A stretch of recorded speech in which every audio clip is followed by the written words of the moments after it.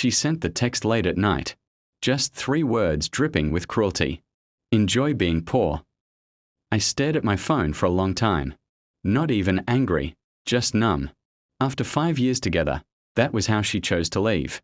Mocking my struggles as she walked away toward what she thought was a better life. At the time, my world really was small. I worked 2 jobs, shared a tiny apartment, and counted every expense. She had always wanted more: luxury, status, people who impressed her. When someone richer showed interest, she didn't hesitate to remind me how little I had.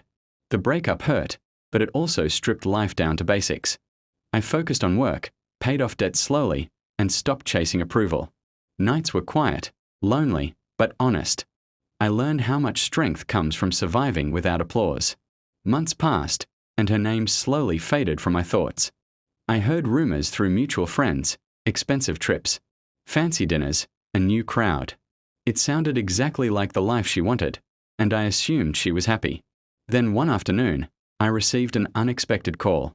It was her sister, her voice shaking. She asked if I had heard about what happened. I hadn't. All I knew was that the past suddenly felt very close again. She had collapsed at a party and was rushed to the hospital. What doctors found during tests shocked everyone. A serious medical condition that had been developing quietly for years. It wasn't caused by lifestyle alone, but stress had made it worse, far worse. The treatment was expensive, exhausting, and uncertain. The wealthy people around her disappeared quickly, uncomfortable with hospitals and long-term problems. The man she left me for stopped answering calls. Suddenly, money wasn't the shield she thought it was. I visited once, not out of revenge, but closure. She looked smaller, weaker, stripped of confidence. When she saw me, her eyes filled with tears.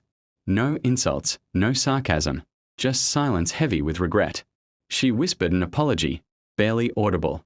Not just for the text, but for how she measured worth by money and status.